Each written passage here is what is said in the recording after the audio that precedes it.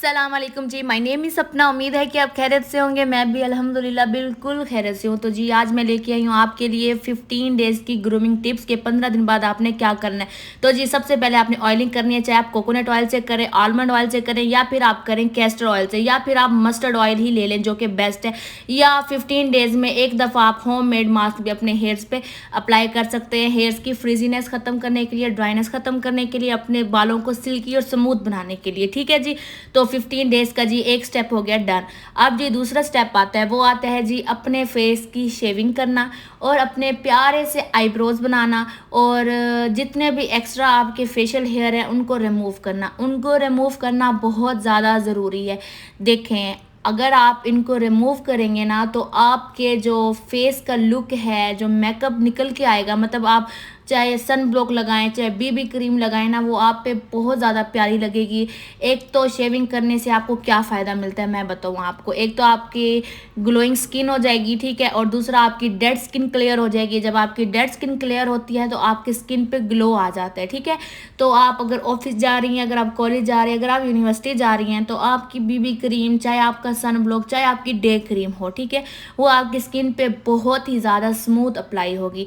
तो मैंने आपको बताया था कि जो वीक में एक दफ़ा आप ना ट्वीज़र की हेल्प से अपने आईब्रो के जितने भी छोटे छोटे हेयर्स हैं ना, तो आप उनको ना क्लियर कर दें, उनको नीट कर दें, मतलब थोड़े थोड़े सही कर लें। 15 डेज़ के बाद तो आपने वैसे भी अपने फेस की शेविंग करनी है, ठीक है।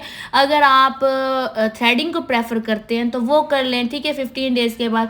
अगर आप फेस शेविंग करते हैं, आपको कोई मसला नहीं होता, वैसे शेविंग करने से कोई भी मसला नहीं होता फेस की, तो आप आईब्रो रेज़र ले लें, ठीक है, उससे अपने हेयर रिमूव कर लें। तो आपको जी बहुत ज़्यादा अच्छा ग्लो आने वाला है, आपके बाल ठीक नहीं होंगे। ये मैं आपको अपनी हर वीडियो में बताती हूँ कि फेस के हेयर रिमूव करने से, मतलब रेज़र से रिमूव करने से आपके जो बालों की ग्रोथ है वो ठीक नहीं आती। तो आपने परेशान नहीं होना, इसलिए जी 15 डेज़ में एक दफ़ा अपने फेस की शेविंग करना जी बहुत ज़रूरी है। देखिए, अगर आपने अपने फेस की शेविंग कर ली है, हेयर रिमूव कर लिए, उसके बाद जी आप फटकड़ी का यूज़ कर लें, अपने ना फेस पे थोड़ा थोड़ा उसका स्प्रे कर दें, ठीक है। तो इससे आपके बालों की ग्रोथ भी ठीक नहीं होगी और काफ़ी दिनों के बाद आपके ना बाल ग्रो होंगे ज़्यादा। मतलब जिस तरह हम वैक्सिंग करते हैं ना, तो वैक्सिंग का ना थोड़ा बहुत दिनों के बाद हमारे बाल निकलना स्टार्ट हो जाते हैं। इस तरह जी अगर आप फटकड़ी का यूज़ करेंगे ना तो इंशाल्लाह आपके बालों की ग्रोथ बहुत देर तक आएगी, ठीक है।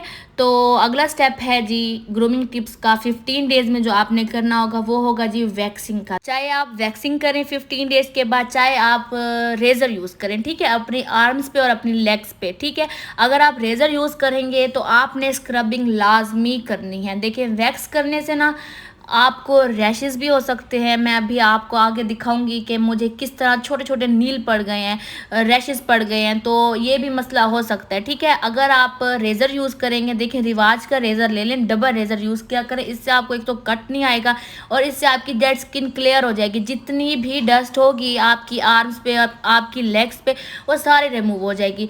वैक्सिंग किसी को सूट करती है, किसी को सूट नहीं करती, तो आपके पास दो ऑप्शन है। चाहे आप 15 डेज़ के बाद अपनी आर्म्स पे, अपनी लेग्स पे रेज़र यूज़ करें, चाहे आप वैक्सिंग यूज़ करें, ठीक है। दोनों ऑप्शन बहुत बेस्ट हैं। देखिए, आप मेरे ना किस तरह रैशेस पड़ गए हैं, तो ये मसले हो जाते हैं, तो आप भी ज़रा एहतियात से कीजिएगा, ठीक है।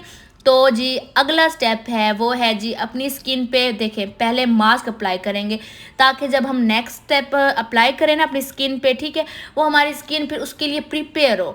तो पहले जी मैं ले रही हूँ यहाँ पे मिनरल मास्क, ये मैं लाजमी यूज़ करती हूँ। ये मैंने अपनी वीडियो में हर बार बताया है कि मैं ये लाजमी यूज़ करती हूँ। अगर आपकी स्किन पे छोटे छोटे पिंपल्स हैं, ये उसको भी क्योर करता है, उसको ट्रीट करता है।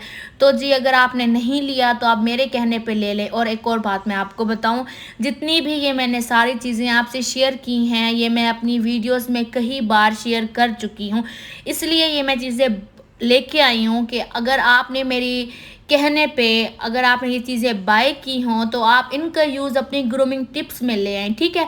कि अब मैं अपनी ग्रूमिंग टिप्स आपसे शेयर कर रही हूँ तो मेरे पास चीज़ें हैं और भी यूज़ करने के लिए, लेकिन मैं वो नहीं लेके, क्योंकि बाज़ मेरी जो सब्सक्राइबर्स हैं, मेरी जो दोस्तें हैं, उन्होंने मेरे कहने पे कुछ चीज़ें बाय की हैं। तो वो जब बाय की हैं तो उनका यूज़ वो इस तरह करें, अपनी वीकली स्किन केयर में करें, ठीक है? अपनी जो 15 डेज़ वाली हैं और अपनी डे वाली है जो मतलब जो डेली करनी है, ठीक है? तो इसलिए ये चीज़ें मैं बार-बार लेकर आ रही हूँ, ताकि अगर आपने मेरे कहने पे ये चीज़ें बाय की हों, तो वो जी आपके काम आ जाए। अब मैं यहाँ पे अपने नोज़ पे ज़्यादा अप्लाई करूँगी और अपनी चिन पे, क्योंकि जी यहाँ के जी मैंने ब्लैक हेड्स रिमूव करनी है। मिनरल मास्क अप्लाई करने के बाद स्किन बहुत ज़्यादा सॉफ्ट हो जाती है, जिससे ना ब्लैक हेड्स निकलना बहुत आसान हो जाता है। तो आपने भी 15 डेज़ में एक दफ़ा अपने ब्लैक हेड्स ज़रूर रिमूव करने हैं, चाहे आप वो स्टीमर यूज़ कर लें, ठीक है? अपने फेस पे भाप दें, वैसे भी भाप देना, अपने फेस पे स्टीम लेना बहुत ज़्यादा अच्छा है हमारी स्किन की ब्लड सर्कुलेशन के लिए, हमारे स्किन के पोर्स के लिए। तो अगर आपको वो 15 दिन में एक दफ़ा करना है तो आप वो कर लें, वो स्किन के लिए बहुत अच्छा होता है, ठीक है? मेरी स्किन वैसे भी सॉफ्ट हो चुकी थी, मुझे करने की ज़रूरत नहीं थी। अगर आपने मिनरल मास्क अप्लाई ना करना हो तो आप वो स्टीम ले सकते हो। उसके बाद जहाँ-जहाँ हैं, देखें आपको ब्लैक हेड्स जहाँ-जहाँ हैं, सिर्फ आप वहाँ पे पिन यूज़ किया करें, ठीक है? एक्स्ट्रा जगह पे ना जाया करें जहाँ पे नहीं है, फिर भी आपने वो पिन यूज़ कर ली। और हमेशा पिन को यूज़ करते हुए पहले उसको जलाया करें, उसके बाद उसको डिटॉल से साफ़ किया करें, ठीक है? फिर आपकी जो पिन होती है, ब्लैक हेड्स पिन होती है, उस पे कोई भी जर्म्स, बैक्टीरिया नहीं आते और आपको कोई भी पिंपल्स, एक्ने के चांसेस नहीं बनते, ठीक है? तो मुझे जहाँ पे भी मसला है ब्लैक हेड्स का और वाइट हेड्स का, सिर्फ मैं वहीं निकालूँगी। देखिए, मुझे पता है कि मेरे नोज़ पे होते हैं और मेरे चिन पे होते हैं, तो मैं सिर्फ वहीं पे ही टारगेट करूँगी कि मेरे ब्लैक हेड्स वहीं से निकले।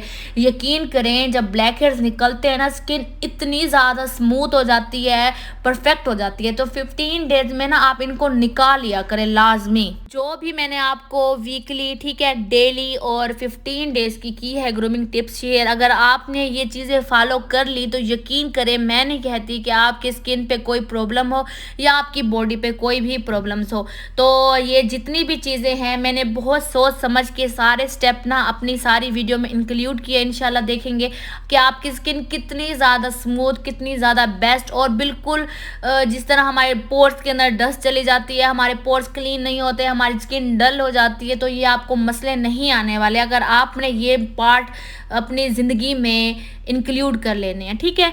तो जी मैं देख रही हूँ कि मुझे कहाँ मसला है। सिर्फ जहाँ मसला होगा मैं सिर्फ वहीं पे ब्लैक हेड्स पिन अप्लाई करूँगी, मतलब वहाँ से निकाल लूँगी। तो जी अगर आपको ब्लैक हेड्स नहीं हैं तो आपने नहीं निकालने, खामखा अपने पोर्स को नहीं छेड़ना, इस तरह आपके पोर्स ओपन हो जाते हैं, ठीक है? अब देखिए, मैंने ना अपने ब्लैक हेड्स तो निकाल लिए, अब मैंने कहा है कि ये थोड़ा सा डीप क्लेंस हो जाए, ठीक है? जिस तरह एक चीज़ को हम डिटॉक्सीफाई करते हैं ना, पोर्स को इस तरह करना लाजमी होता है, इस तरह उनकी ग्रोथ कम हो जाती है। देखिए, बार बार एक चीज़ से जब हम पोर्स से जो अपने ब्लैक हेड्स, वाइट हेड्स निकालते हैं, ठीक है, वो थोड़े से ओपन हो जाते हैं। तो जी हमने ले लेनी है एसिटिक क्ले और एप्पल साइडर विनेगर, उससे जी हमने अपने पोर्स को मज़ीद साफ़ कर लेना है, ठीक है? यूँ आपके पोर्स बिल्कुल क्लीन हो जाएंगे। एसिटिक क्ले आपके पोर्स को क्लीन करने की बहुत ज़्यादा ताकत रखती है और एप्पल साइडर विनेगर भी आपकी स्किन के लिए बहुत अच्छा है, ठीक है? तो सिर्फ जहाँ जहाँ आपने ब्लैक हेड्स और वाइट हेड्स क्लीन किए हैं, सिर्फ वहाँ अप्लाई कर देने हैं। देखिए, मैंने नोज़ से और चिन से रिमूव किए हैं, तो सिर्फ मैं वहीं पे अप्लाई करूँगी, ज़्यादा मैं नहीं जाऊँगी, क्योंकि मैंने मिनरल मास्क पहले से ही अप्लाई किया हुआ था।